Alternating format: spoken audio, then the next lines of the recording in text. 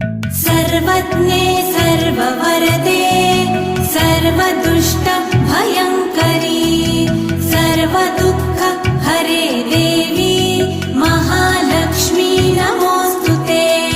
सिद्धिबुद्धिप्रदे देवी भुक्तिमुक्तिप्रदायिनी मन्त्रमूर्ते सदा देवी महालक्ष्मी नमोऽस्तुते। महादेव्यै च विद्महे विष्णुपत्न्यै